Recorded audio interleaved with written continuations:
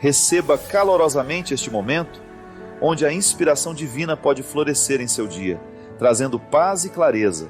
Que essas palavras possam ser um abraço para o seu coração, trazendo conforto e serenidade.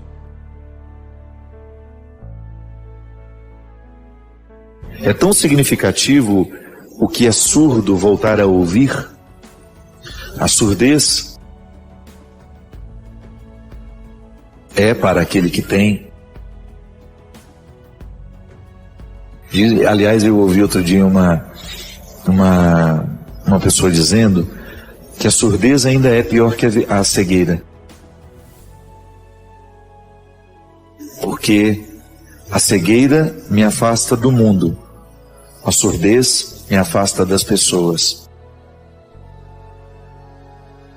Quando eu estou cego, eu deixo de ver o mundo. Quando eu estou surdo, eu deixo de estar com as pessoas.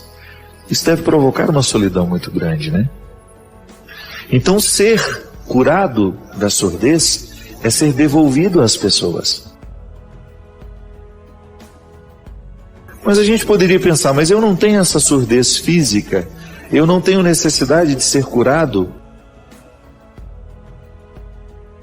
dessa surdez física. Ah, mas eu tenho aquela surdez que me afasta das pessoas porque eu perdi a capacidade de ouvir. A escutatória, né?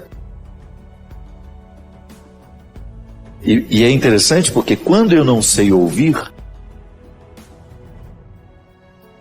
eu provoco no outro naturalmente uma indisposição para me ouvir também.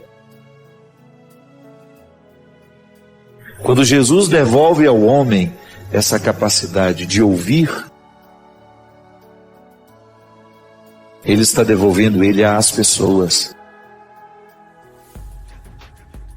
Isso é muito interessante de identificar. Aquilo que o apartava e o que o dificultava de estar com os outros, de ter relações qualificadas. Quando eu digo relações qualificadas, são relacionamentos que nos fazem bem, que nos fazem crescer. Porque a salvação nos chega pelo ouvido. Sabia disso? Pela palavra que nos transforma.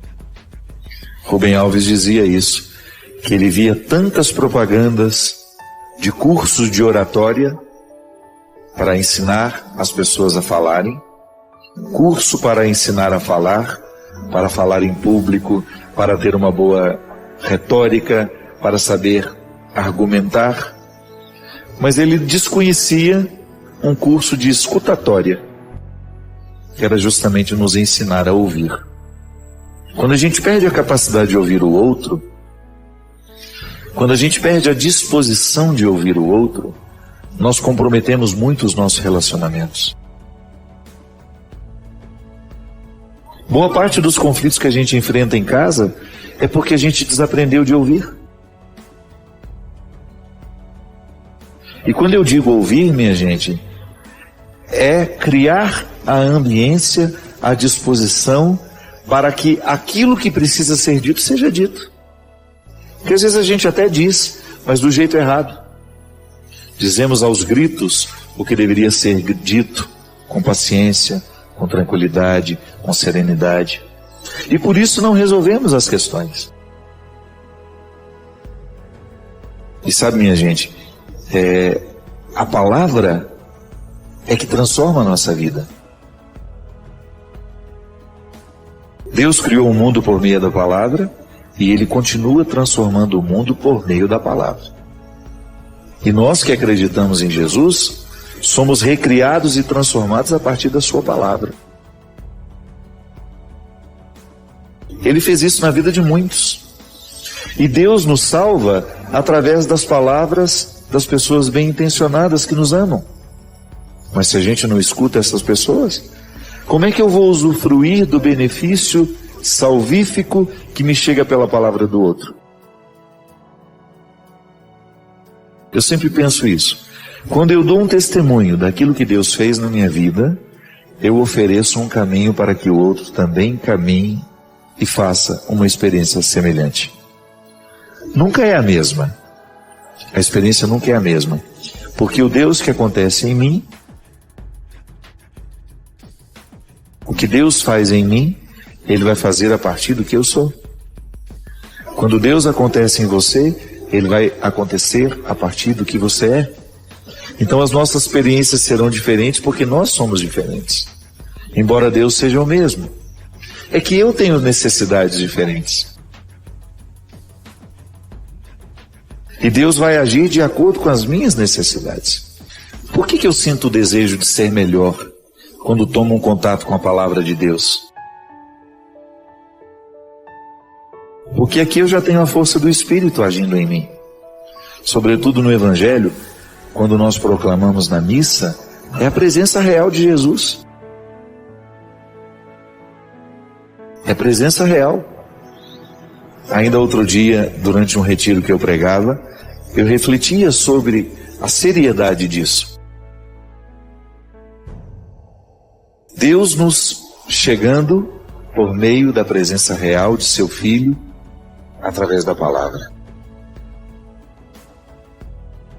É interessante porque nós estamos numa época, num tempo, onde nós estamos muito indispostos a ouvir.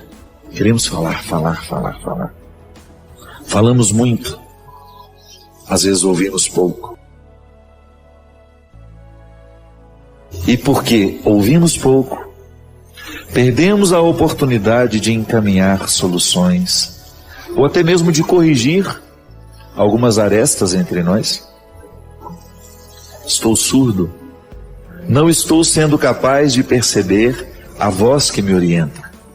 Não estou sendo capaz de decodificar a voz de Deus que fala pela voz humana. Deus nos chega pela palavra daquele que nos ama. Deus nos chega através daquele conselho que nos convida. E como é que você sabe que é uma palavra de alguém salvar? Quando você percebe que existe uma coerência naquilo que o outro está dizendo. Porque às vezes o que nos irrita não é que o outro nos falou a verdade. É que nós não queremos assumir que o outro nos falou a verdade. E às vezes, há pessoas que estão há um longo tempo tentando nos dizer, tentando nos falar, e nós não criamos a disposição interior, ou até mesmo exterior. Porque dependendo da cara que a gente faz para o outro, ele sabe exatamente que não pode dizer nada para nós. E aí nós vamos ficando surdos, embora tenhamos a capacidade de ouvir. Embora tenhamos a capacidade de ouvir, nós continuamos surdos.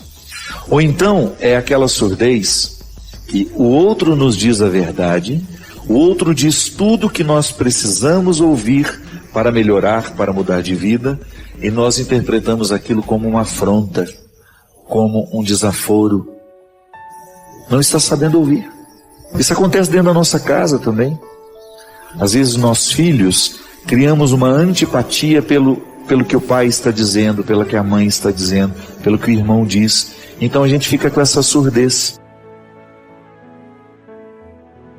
A palavra do outro, por mais honesta que seja, por mais assertiva, nos cai como se fosse desnecessária. Isso é um prejuízo muito grande, minha gente, porque nós somos transformados pela palavra, e se a gente perde a capacidade de ouvir, pais e filhos, né? Você que é pai, você que é mãe, sabe exatamente do como é necessário criar a disciplina da escuta. Os filhos precisam ser escutados. Os pais precisam ser escutados. Se a relação não é pautada na disciplina da escuta, a família não é possível. E há uma consonância muito interessante, a sabedoria passa pela nossa capacidade de ouvir e também pela nossa capacidade de dizer. O dizer é muito precioso. Eu tenho muito respeito por aquilo que eu digo. Tenho muito respeito pela palavra que eu proclamo, sobretudo aqui neste espaço, porque eu sei que as pessoas estão ouvindo. E sei também que algumas pessoas se utilizam daquilo que está sendo dito aqui para depois passarem adiante. É uma responsabilidade. Quantas vezes as pessoas que são responsáveis pela nossa formação tentam nos dizer, tentam nos alertar daquilo que está sendo perigoso para nós, e nós temos um filtro aqui, que não permite a palavra cair dentro do nosso coração. Você já tem uma antipatia daquela pessoa, você já criou uma antipatia por tudo que ela diz, então você não escuta o que ela diz. Então a gente escuta, fica irritado com o que o outro nos diz, não é porque ele não tinha razão, não. É porque ele estava coberto de razão, nós sabemos disso, mas não queremos assumir que ele tinha razão no que disse. Então, a nossa surdez também se manifesta aí. Eu ouvi perfeitamente, o outro teve condições de me dizer o que precisava dizer, e eu não considerei a verdade do que ele me dizia. Eu não percebi que aquelas palavras poderiam me ajudar a superar o que eu preciso superar. Ouvi com indisposição, ouvi com preguiça, ouvi achando que o outro está dizendo só para me encher o saco, só para me perturbar. Surdez. Quando eu estou surdo por causa do meu estilo de vida, nem mesmo aquilo que eu leio me toca. Estou tão agitado, estou com uma vida tão corrida, que não tenho a feliz oportunidade de ser tocado pelas palavras. Então, eu sei que muitos de nós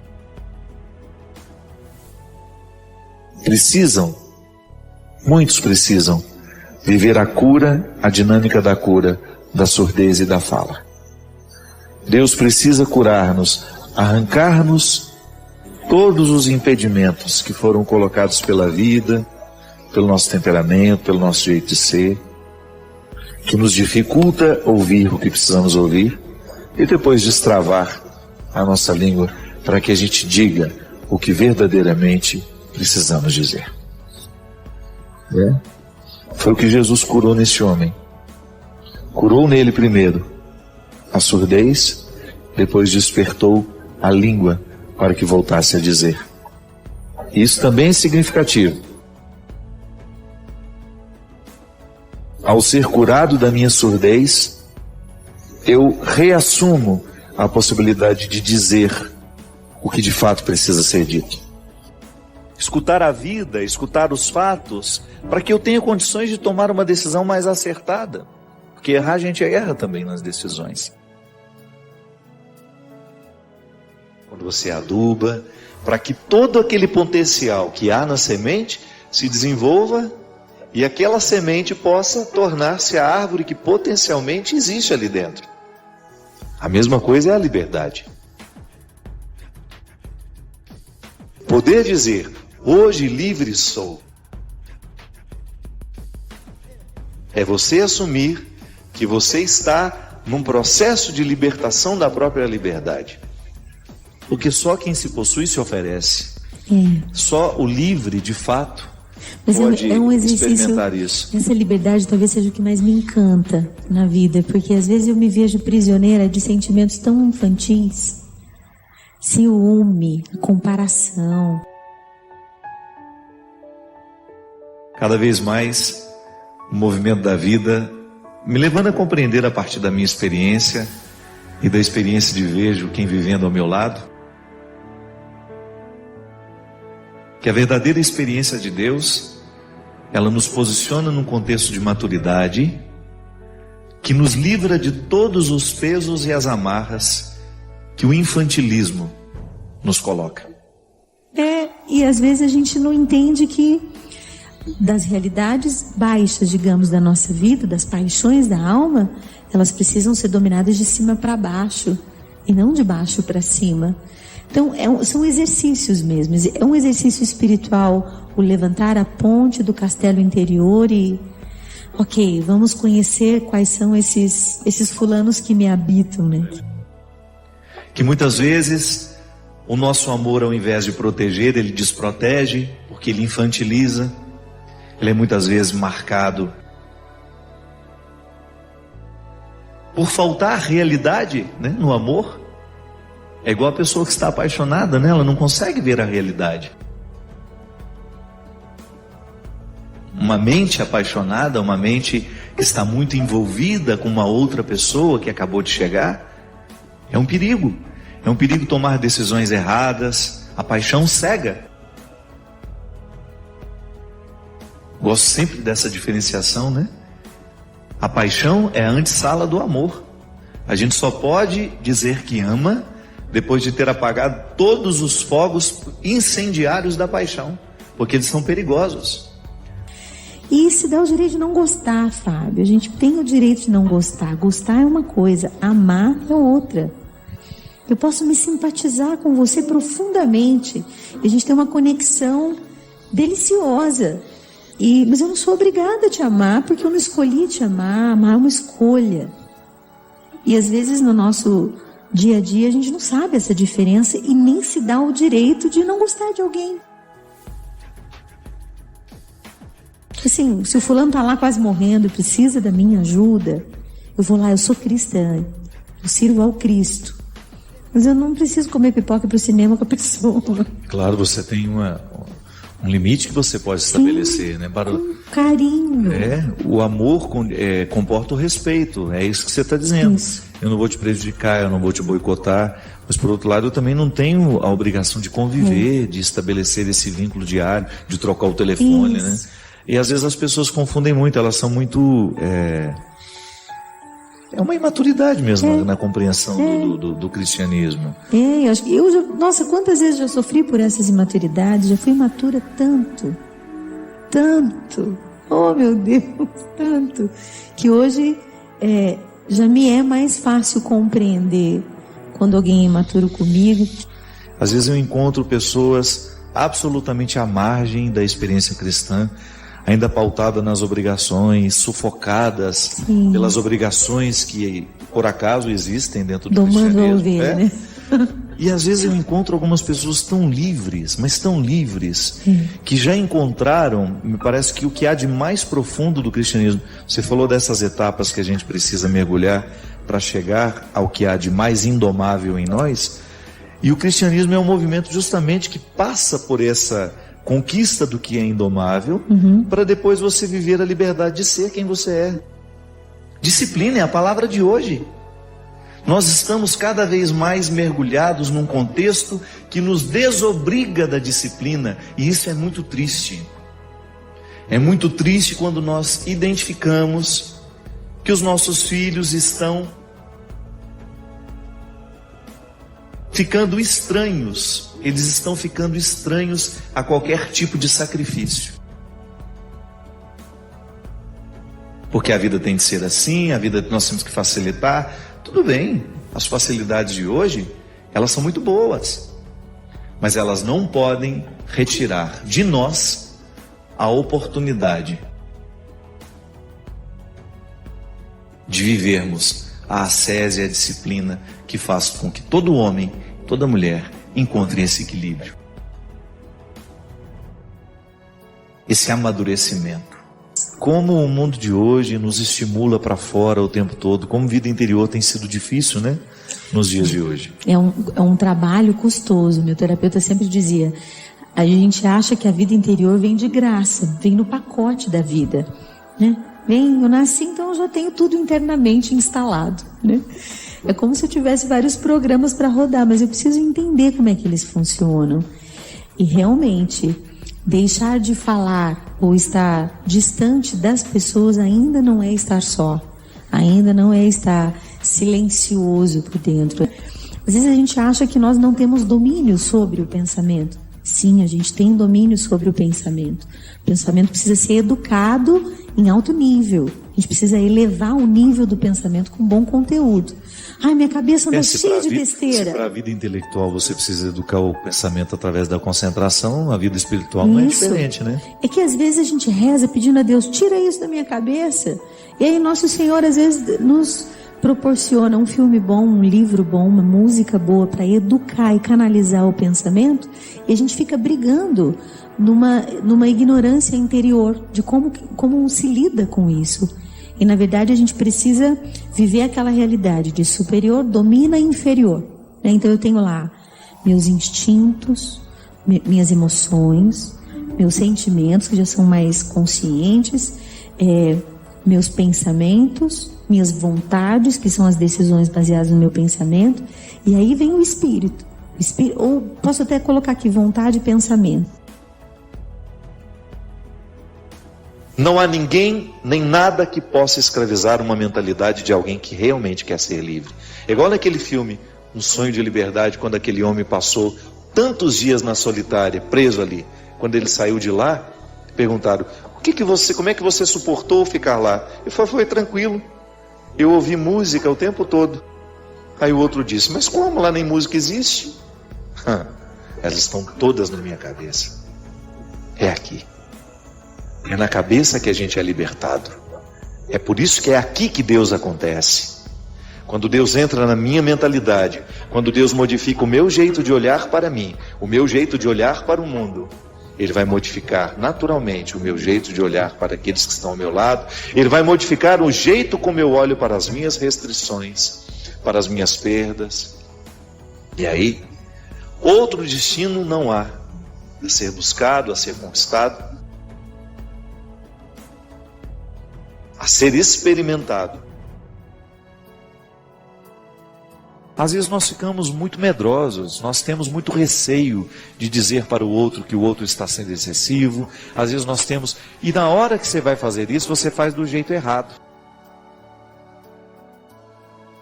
A palavra certa, quando é dita no momento certo, e o outro acatando também, porque você também não tem a obrigação de ficar falando a vida inteira aquilo que você já disse uma vez, e a obrigação é ele acatar, porque a vida é dele.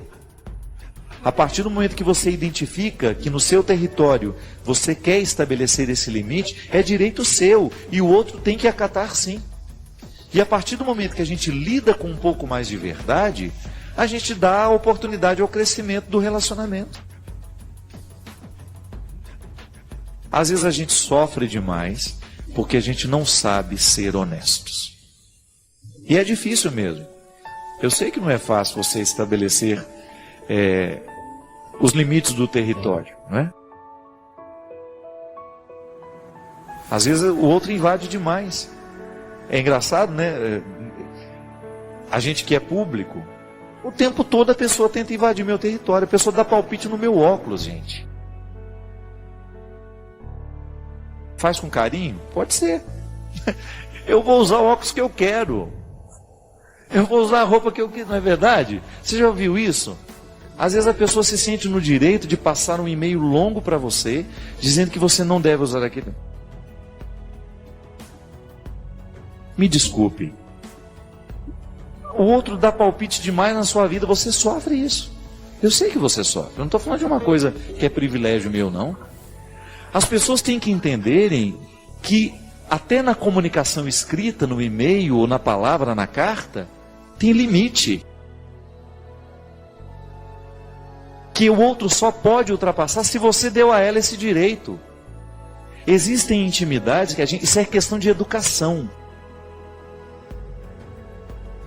que nós precisamos retomar.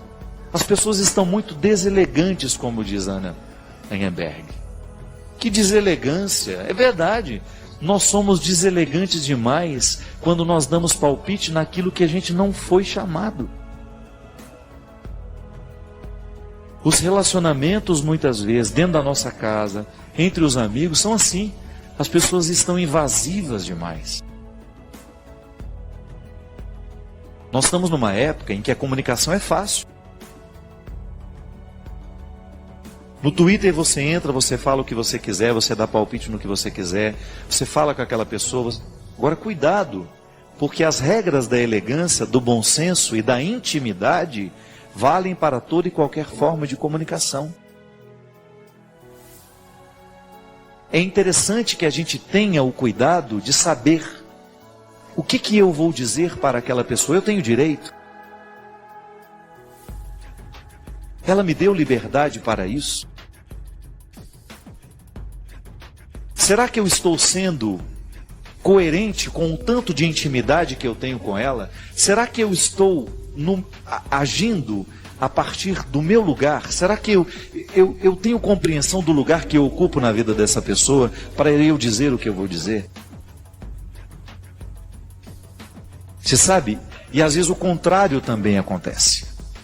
Às vezes você tem toda a intimidade com aquela pessoa, você é irmão dela, você é amigo íntimo e você não tem coragem de ultrapassar o território que é direito seu ultrapassar porque você tem intimidade.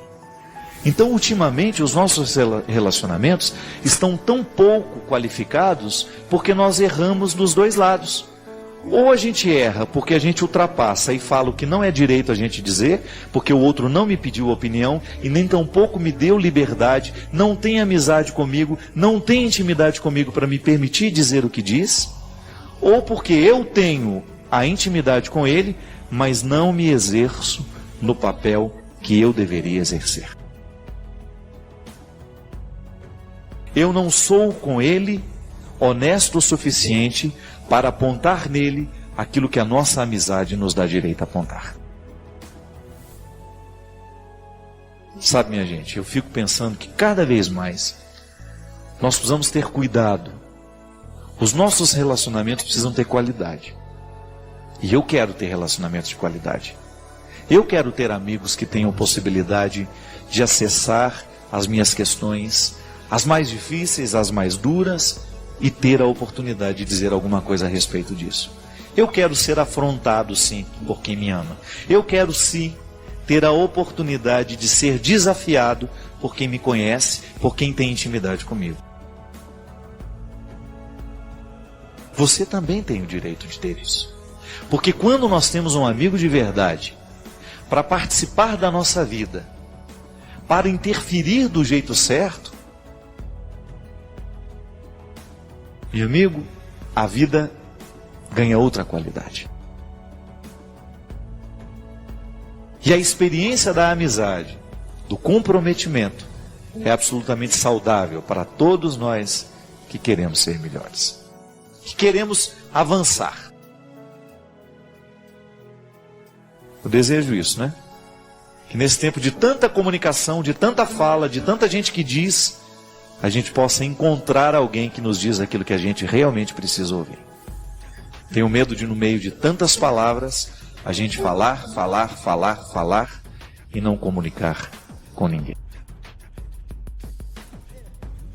Outro dia, só para encerrar, conheci filha de um grande escritor. E eu comentei com ela, ela me escreve de vez em quando um e-mail, sempre muito polida, sempre tratando de assuntos que são pertinentes. E uma vez eu comentei com ela, você escreve pouco, escreve muito bem, mas muito pouco. Ela falou assim, padre, eu tenho um profundo respeito pela palavra. Eu não uso para banalizá-la. Eu acho que isso tem nos faltado, minha gente. O uso da palavra do jeito certo. Eu desejo do fundo do meu coração que a palavra certa, no meio de tantas falas, de tanta gente que fala tanto, você tenha a oportunidade de ouvir uma palavra que possa lhe fazer bem e ao mesmo tempo oferecer a alguém uma palavra que possa mudar, que possa fazer bem. Nossa comunidade é um espaço sagrado de reflexões que alimentam a fé e a conexão com Deus. Seja parte deste movimento espiritual, inscreva-se agora e compartilhe nos comentários suas experiências e bênçãos divinas, que cada palavra seja um elo mais forte em nossa jornada espiritual.